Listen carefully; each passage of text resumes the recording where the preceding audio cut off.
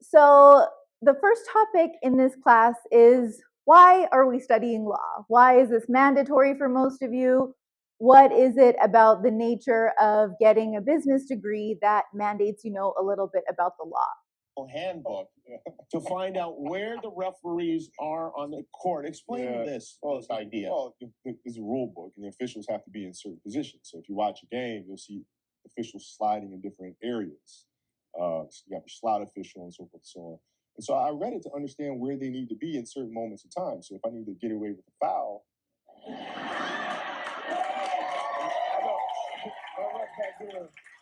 the slot official is not going to see this little hold right here. Had any player you know ever done that before?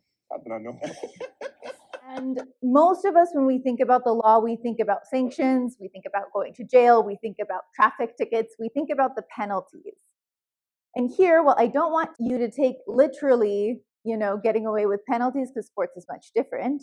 But what I do want you to take away from that is that knowing the rules is also an advantage. If you know what the rules are, yes, you can avoid harm, but also you can leverage it and get benefit out of it. So there are 3 steps in risk analysis. The first thing in any risk analysis is to identify the risks. And in any business situation, there are both legal risks and non-legal risks. It's always a good idea as a business person especially to identify all of the possible risks that you can. Because what you'll learn as we go through this course is that you actually won't know what will amount to a legal risk. So may as well flag all the information for a lawyer to give you a better idea. The second step in risk analysis is to evaluate the risk. And what that means is, how serious is this?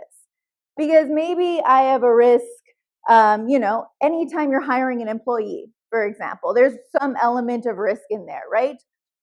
A potential risk in hiring somebody new is that they're a sociopath murderer and they're going to murder all of my team. That's a potential risk.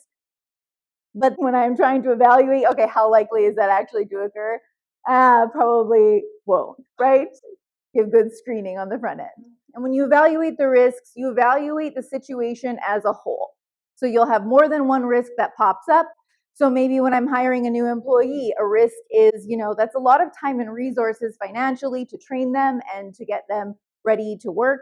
And so if it doesn't work out, it's a big waste of everybody's time. If you're hiring somebody new that you've vetted and interviewed, your risk is probably pretty low, right? The last step is to decide what you're going to do about it. Well, this is the risk management portion. And so when we are managing risk, one option, as I just mentioned with the sociopath example, is to accept the risk and simply do nothing.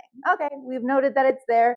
If you're in management, it's a lot of your life is going to be people bringing non-risky risks to you and you having to note it and just accept the fact that it exists and move forward. Or you can employ one of the risk management strategies that we will talk about and avoid the risk, reduce it, or shift it.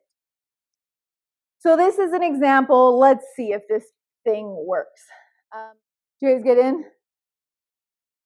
No? Okay, that's okay, but you're in? Okay.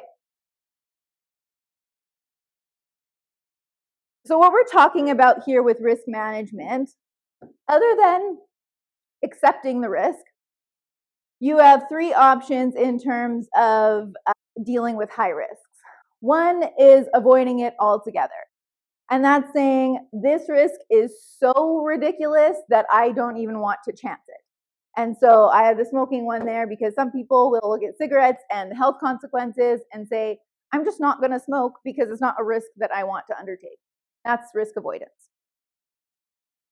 Risk reduction is what we talked about in the last example in terms of, okay, this is not looking as good as I want it to look, but it's not so bad that, I'm going to get other lawyers involved and make a thing of it.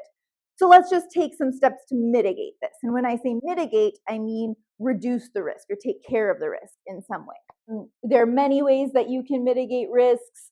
Like, for example, if you're on a construction site, there's PPE, so protective equipment requirements for safety so that you can reduce liability with injuries. That's an example of risk mitigation. Finally, there is risk shifting, which is transferring the responsibility onto another party. Best and easiest example of this is insurance. And so I own a house, and a risk of owning a house is that it could burn down and all of the money that I put into it has lost. In order to shift that risk, I have home insurance, where I pay a certain amount every month so that in the event there's a fire or a flood or something, I'm not out the money, I get to collect it from the insurer. That's shifting risk. I think another really reasonable answer is this negotiation of something that works for everybody. A lot of these times, yes, there's a legal answer, and you guys are in a law class and you are very smart to give the legal answer in a law class. However, this is a law in business class. So we are going to make the decision that's right for the business, legally informed, but still a business decision, right? Did you have something? I think that's it for risk assessment. Next thing we're going to do is actually start learning about the areas of law, but I'll pause here. Any questions on risk analysis or management? Yes. Like, say she does have to pay back. That's the route that the company decided.